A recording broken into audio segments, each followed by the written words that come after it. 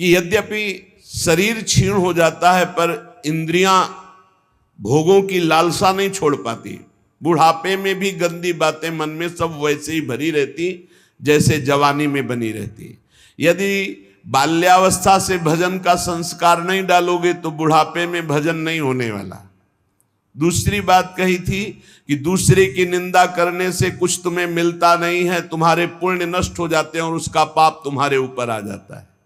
तीसरी बात कही थी यदि भक्तों की निंदा करोगे तो सकल सुकृत नष्ट हो जाएंगे, कई जन्मों के किए हुए पुण्य तुम्हारे उसी क्षण नष्ट हो जाएंगे जब भक्त निंदा करोगे, भक्त अपराध करोगे। भक्तन निंदा अति बुरी भूल करो जिन कोय, किए सुकृत सब जन्म के छिन में डारत खोए। सब जन्म के छिन में डारत खोए। एक क्षण में भक्त निंदा जैसा कोई महापाप नहीं, वो सब तुम्हारे पुण्यों को नष्ट कर देगा। चौथी बात कही थी भजन करने वाले को ईर्ष्या नहीं करनी चाहिए किसी से। मत्सर क्रोध भरे रहे अरु सहाय अभिमान, बिन पावक जरिबो करे महामूढ़ अज्ञान। उसका भजन आनंद नहीं दे पाएगा। जो दूसरों से ईर्ष्या करता है, जो अहंकार किसी भी तरह का, धन का, बुद्धि का, जाति का, कोई भी अहंकार करता है, ईर्ष्या करता है, क्रोध में भरकर दूसरों को कठोर वचन बोलता है, ऐसा हृदय से जलता रहता है, वो कभी शांति को प्राप्त नहीं होता, उसका भजन में प्रवेश नहीं हो सकता।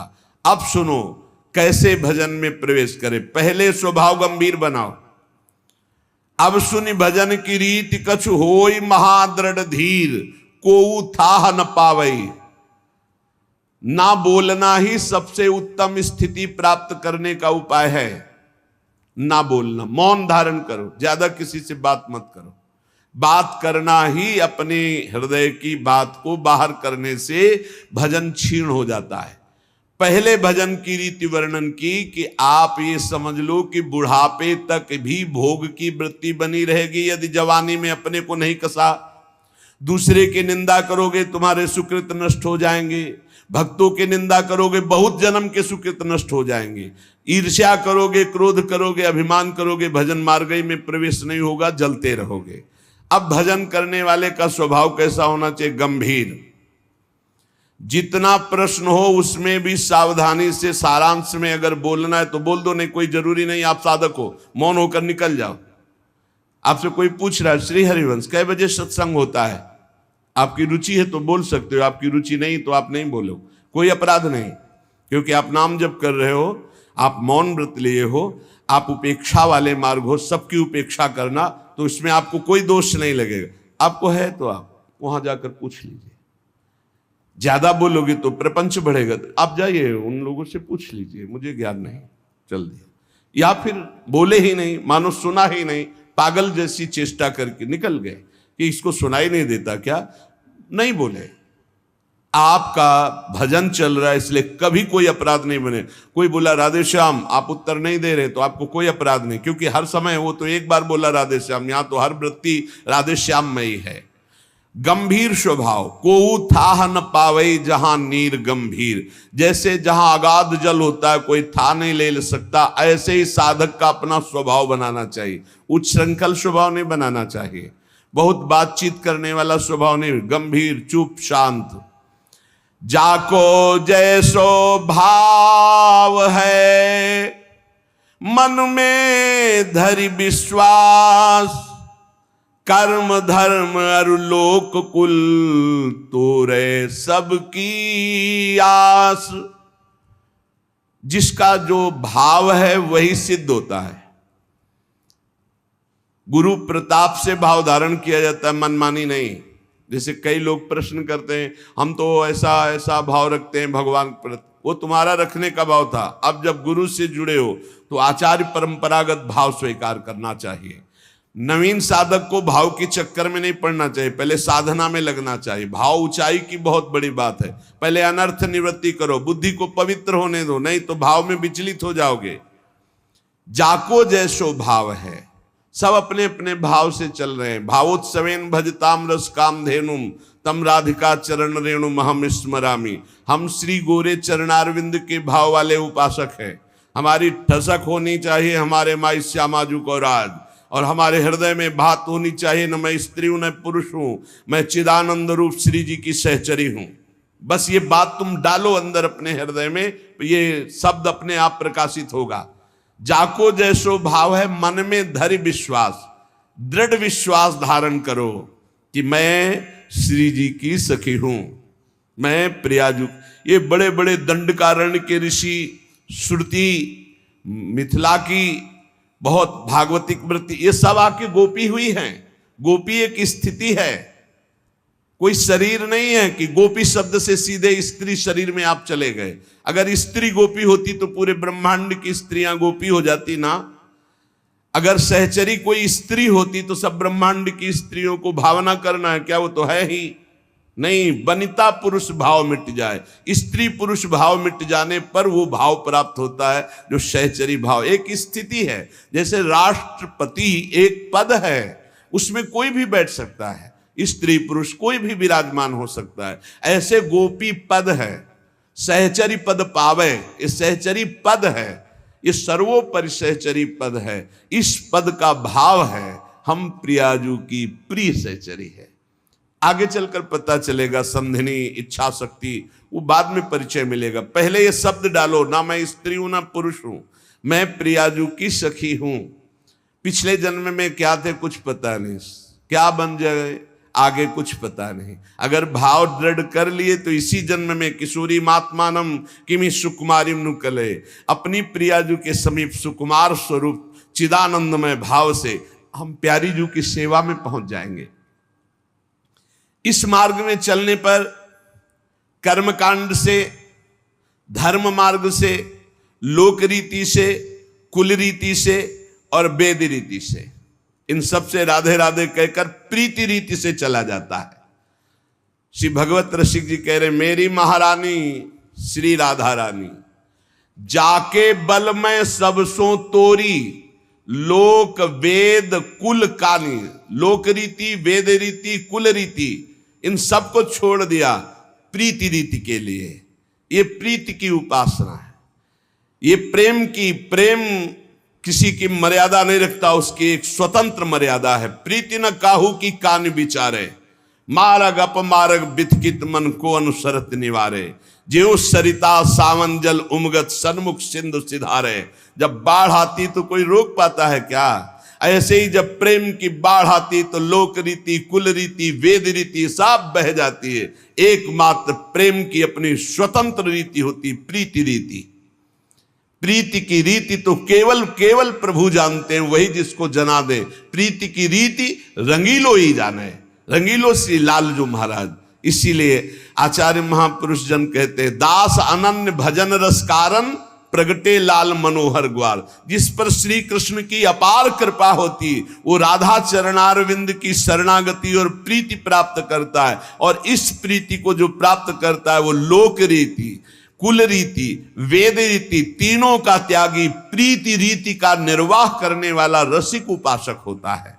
मेरी महारानी श्री राधा रानी, जाके बल में सबसों तोरी, लोक वेद कुल कानी।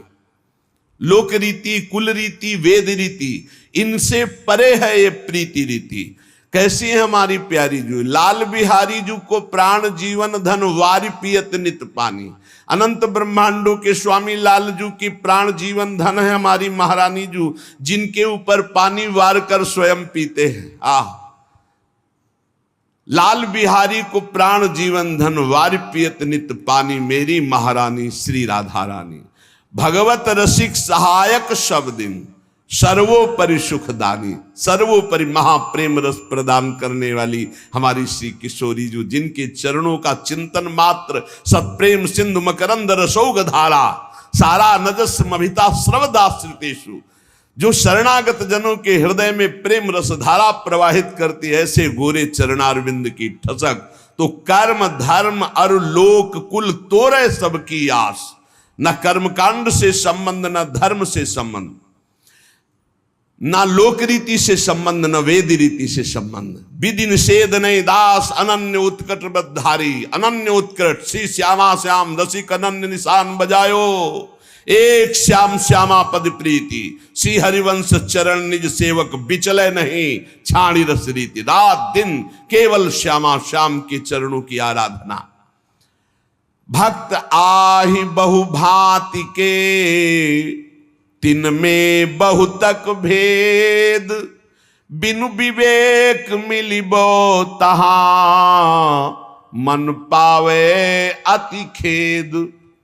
संसार में भक्ति मार्ग, भगवत आराधना मार्ग, मुक्ति मार्ग, इसमें भी बहुत से भेद, बहुत प्रकार के सिद्धांत हैं, बहुत प्रकार के भक्त हैं। यदि विवेक नहीं रखते हो, सब भक्तों का सत्संग सुनोगे सबसे, तो उपासना में नहीं चल पाओगे, नहीं चल पाओगे। क्योंकि सब सही हैं, अपने अपनी जगह सब सही हैं, पर आपको चाहिए कि औरन की तरफ ना देखकर अपने गुरु उपदिष्ट मार्ग पर चले। जाकी सांगो पांग उपासना होए सोए सिद्ध होए। सांगो पांग कासो कहें, जिनका कंत एक, संत एक, ग्रंथ एक, पंथ एक, मंत्र एक। कंत राधा वल्लभ लाल, ग्रंथ श्रीमद चतुरासी जी, स्फुटवाणी श्री राधा सुधानिधि जी, श्री 42 लीला जी, ये सब हमारे ग्रंथ हैं। पंथ श्री प्रिया प्रीतम के चरणारविंद की, जुगल किशोर की 8 पहर अष्टयाम सेवा करते हुए उनकी सेवा में सुमिरन में मगन रहना। मंत्र श्री जुगल सरकार का नाम, जुगल सरकार का जो गुरुदेव ने दिया। तो एक ही कंत, एक ही पंथ, एक ही संत, एक ही मंत्र, एक ही ग्रंथ, ताको सांगो पांगो उपासना कहे हैं।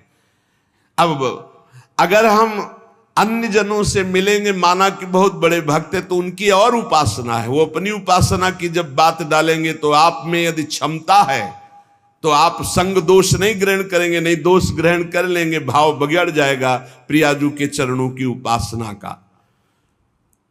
बिन विवेक मिलिबो तहां मन पावे अति खेद।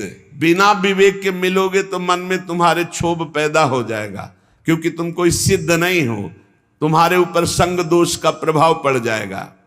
सब ठा मिलिबो एक सो, यह ज्ञानी की रीति, भजनी सोई विवेक सो, करे समुझ के प्रीति। सब जगह जाना, सब जगह खाना पीना, सबसे मिलना, ये ज्ञानी से तो हो सकता है, प्रेमी से नहीं। जहां तहां अन्न खात सखी कहत, आप गात सकल दिवस द्वंद जात, रात सर्व सो वही नहीं। जहां मन आया वहां खा लिया, जहां मन आया वहां बैठे सुन रहे, क्या मतलब है, किस मार्ग की चर्चा हो नहीं। हमें बिहारी जू जाना है तो हमें छठी करा दिल्ली और आगरा के मार्ग के किलोमीटर नहीं गिनने, हमें बिहारी जू की तरफ जाना है। हमें देखना है हमारा लक्ष्य क्या है। बिहारी जू के मार्ग की ही चर्चा, बिहारी जू के ही रूप की चर्चा, तो हम अगर लेटे लेटे भी जाएंगे तो बिहारी जू पहुंच जाएंगे, और इधर आंख मूंद के चाहे जितना दौड़ो नहीं पहुंचोगे। भजनी सोई विवेक सो करे समुझ के प्रीति। विवेक से खान पान तो कीजिए, रसिक मंडली माही, जिनके और उपासना तहां उचित ध्रुव नाही। खान पान, रसिक मंडली, रसिक कासो कहें, जो प्रिया प्रीतम की प्रीति में हर समय डूबा रहे उसे रसिक कहते हैं। रसिक तबई पहचानिए जाके यह रसरीति, छिन छिन ही में उपजय लाल लाडली प्रीति। नवीन प्रतिक्षण वर्धमान प्रिया प्रीतम में प्रेम, नयो नेह नव नेह। ऐसा नेह जो प्रतिपल कभी पुराना ही नहीं लगता, नया नया, ऐसे को रसिक कहते हैं। जो प्रतिपल स्वामिनी जो नवीन नवीन, अब ही और अब ही और अब ही और, ऐसे रसिकों की मंडली में खान पान करो, या अपने घर में प्रिया प्रीतम को भोग लगाओ और पाओ।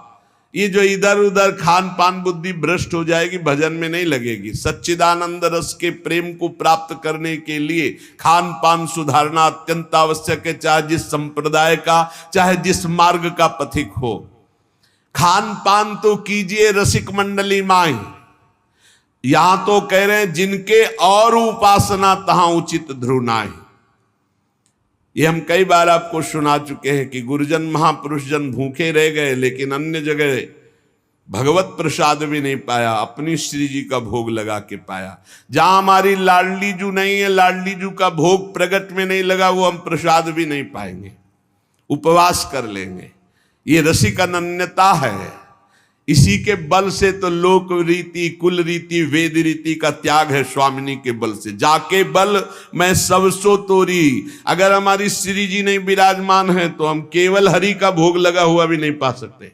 श्री जी पास में होनी चाहिए, अगर चाहे वो नाम सेवा ही क्यों ना हो। नाम सेवा विराजमान राधा नाम हम जूठन पा लेंगे, नहीं तो नहीं पाएंगे। हम रसिक अनन्य हैं, हम अपनी स्वामिनी के बिना किसी अन्य की जूठन नहीं पा सकते। समझो, जिनके और उपासना तहां उचित ध्रुव नाहि। गिरिराज जी की दंडवती परिक्रमा लगा रहे थे, पूज्य महाराज जी साथ थे। नवीन वृंदावन में आगमन हुआ था, रस्म क्षेत्र में, हमें तो कुछ पता नहीं। 12 बजे उस आश्रम में आए कि आप चलिए और प्रसाद पाइए। महाराज जी ने इशारा कहा, आपकी रुचि हो तो पा लीजिए। मुझे कुछ पता ही नहीं था, गए पा लिए। महाराज जी से पूछा, आप क्यों नहीं पाएंगे? बोले, इच्छा नहीं। और जे ही 3 बजे दंडवती परिक्रमा शुरू की तो उन्होंने कहा कि शरीर में दम नहीं है, कुछ तो भोग श्री जी का लगे तब तो परिक्रमा हो। और महाराज जी अभी 2 घंटा पहले तो प्रसाद के लिए, तो उनका नहीं, देखो पीछे जाओ, आगे तो जा नहीं सकते। अगर कुछ केला या कुछ मिले तो श्री जी को भोग लगाएं। तो कुछ 2, 4, 5 रुपए फेंट में ऐसे अंगोछा बांध कर रखते थे। 2-3 केले लाए, भोग लगाए, फिर दंडवती। तो हमारे मन में प्रश्न हुआ कि महाराज जी आप भूखे तो थे, क्योंकि परिक्रमा आपने क्यों नहीं पाया? तो कहा कोई नहीं ऐसे। हम कहा महाराज जी हम जानना इसलिए चाहते हैं कि आगे हमको भी इस मार्ग में चलना है। तो उनका देखो, जहां हमारी श्री जी का प्रगट भोग नहीं, वहां मैं नहीं पा सकता। बस उस दिन से जो महाजनों गतेन सपन था, महापुरुष जिसमें चलते वही हमारा मार्ग है। जिनके और उपासना तहां उचित ध्रुव नाहि, खान पान तो कीजिए रसिक मंडली माही। लेकिन ऐसा नहीं कि प्रसाद किसी का आए तो अपमान हो जाता, ऐसा नहीं होता। सर माथे पे, नेत्रों पे, छाती से लगा हो भाग्य रखेंगे, पर इसके नीचे वही जाएगा जहां श्री जी का भोग लगा हुआ है। नहीं तो महामहिम यमुना रस रानी विराजमान है, उनके महल में पहुंचा देते हैं कि आप सर्वसमर्थ हैं, आप पाइए। हमारी सामर्थ्य तो ये होगी जब हमारी स्वामिनी जो पाएंगी। ये अनन्यता है। और ये इसलिए खोल के कह रहे हैं कि इसमें शास्त्रों भक्त रसिक अनन्य मार्ग में चलने वाले हैं। हर प्रसाद को माथे पे रखना है, आंख नेत्रों से लगाना है, हृदय से लगाना है, बार बार वंदना करनी। परिक्रमा करके हम 4 बार परिक्रमा करके प्रणाम करेंगे, पर हमारे हृदय में वही प्रसाद जाएगा जहां हमारी लाडली जू का नाम रूप विराजमान है, वहां भोग लगाए, अन्यथा नहीं। और इसमें कभी अपराध की भावना भी नहीं कि अपराध लग जाएगा, नहीं। ये रसिक अनन्यता है, अपने इष्ट को। हमारे इष्ट सब जगह विराजमान है। कई बार चर्चाएं इस विषय की हो गई। रसिक रंगे जे जुगल रंग, तिनकी जूठन खाई, जहां तहां के पावने भजन तेज घट जाई। बहुत सिद्ध बात है ये। यहां सख्त नियम है, या तो ब्रजवासियों की माधुकरी और या यहां के महल का प्रसाद, इसके अलावा नहीं। इसके अलावा किसी को भी अनुमति नहीं कि यहां लाने के भोग प्रसाद या खान पान की। अगर वो आता है तो यमुना रस रानी या गौशाला, खुली बात है। रसिक अनन्य श्री जी की सेवा में भोग लगा हुआ, राधा नाम का भोग लगा हुआ, ब्रजवासियों के टुकड़े, जो आचार्यों का आदेश है, भूख लगेगो मांग खाऊंगो, गिनो न सांझ सवेरो, ब्रजवासिन के जूठ टूक और घर घर छाछ महेरो। या तो ब्रजवासी और या श्री जी का भोग लगा हुआ, अपमान किसी का करेंगे नहीं। भिक्षुक है, गौ यमुना जी पाएंगे, जबान में वही जाएगा जो श्री जी का भोग लगा होगा, या ब्रजवासी के टूक, जो हमारे आदेश है आचार्यों का। हाँ, ब्रजवासिन के टूक और घर घर छाछ महेरो। रसिक रंगे जे जुगल रंग तिनकी जूठन खाए।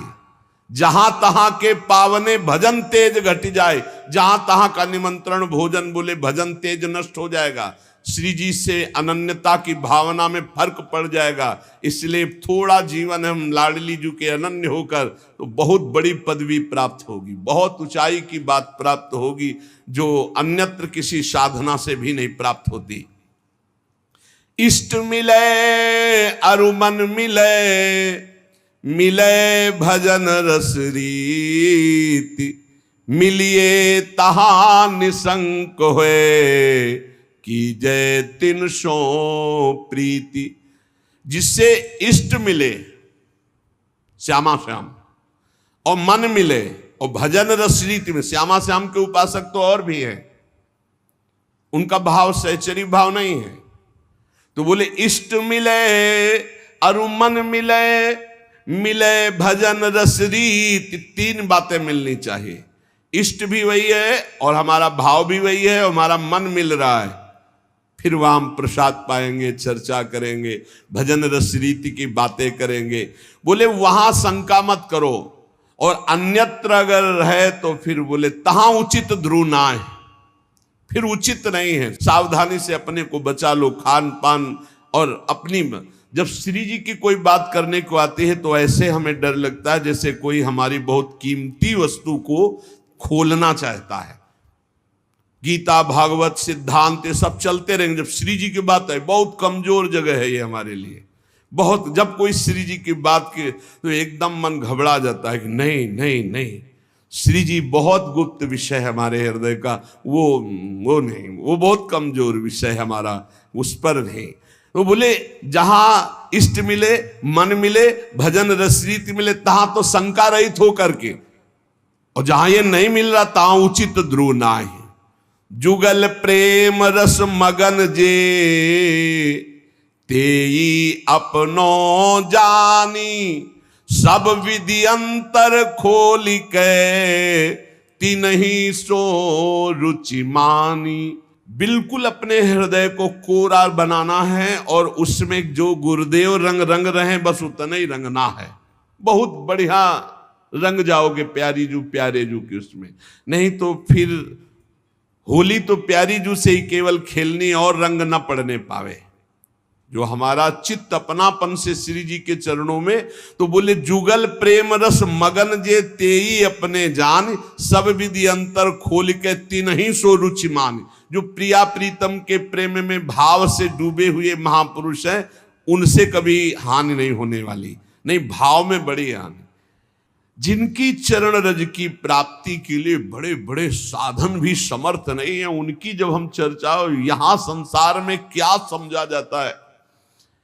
श्री प्यारी जू और प्यारे जू की महिमा से बिल्कुल अनभिज्ञ जन है, तो पहले इनको जो सिद्धांत है प्रथम सुने। भागवत भक्त मुख भगवत बानी, गीता भागवत योग वासिष्ठ, इनके सिद्धांतों से परिपक्व करके साधना की भूमि में लाके फिर धीरे धीरे थोड़ा थोड़ा प्रेम का छींटा। और एक आश्चर्यमयी बात देखना, हम सुनाएंगे तुम्हें गीता भागवत और सिद्धांत, और जब आप हमारी तरफ झुकोगे तो आपकी ठसक बोलेगी हमारे माई श्यामा झुको राज। बच्चा बच्चा बोलेगा। और हमें अपनी उपासना किसी को बैठ के समझानी नहीं है, तुम्हारे हृदय में ट्रांसफर हो जाएगी वही। हर एक कौन से साधक में या उपासना में मिलावट है आप बताओ? किसी भी बच्चे की उपासना में मिलावट नहीं होगी। ये साधक और संतों की तो बात जाने दो। क्यों? जहां वो दृष्टि मिलाएगा और जहां अपनापन करेगा कि मेरे महाराज जी, वही मेरी महारानी है, पलट कर वो उसके हृदय में आ जाएगा, पलट कर आ जाएगा। ये समझाने का विषय नहीं, ये अपने आप पलट के आ जाएगा। अनन्यता जो यहां है वही तुम्हारे हृदय में ठसक बैठ जाएगी, कुछ अच्छा ही नहीं लगेगा। देख लेना, हम चाहे जितना योग वासिष्ठ सुनावें तुम्हें, चाहे वेदांत सुनावें, परिणाम तुम्हारे अंदर यही आएगा।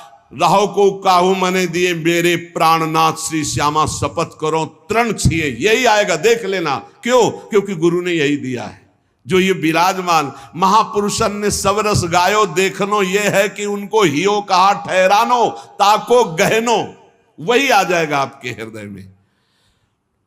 इहि रस परस्यो नाही जिनी, तू जिन पर से ताही, तासो ना तो नाही कछु, यह रस रुचे न जाही। जिसको श्यामाजू से परिचय नहीं, श्यामा श्याम से परिचय नहीं, उसको कभी भी छूना नहीं। वैसे साधक उपासक चाहे गृहस्थ चाहे विरक्त हो, अपनी तरफ से किसी को छूने की आदत ना रखे। छू के बात करना या ऐसे कि अपनी तरफ से ना करे, कोई टच हो जाए वो बात अलग है, कोई ऐसे छू ले उसे नहीं छूना। अपनी तरफ से किसी को स्पर्श न करे, सहसा किसी को हृदय से ना लगावे, हृदय से उसी को लगावे जो प्रिया प्रीतम के अनुराग रंग में भरा हो। हमने देखा है पूज्य महापुरुषों को, एक आए थे, उन्होंने ऐसे किया, वो 2 कदम पीछे हट गए, फिर आगे वो बढ़े, ऐसे किए, फिर पीछे हट गए।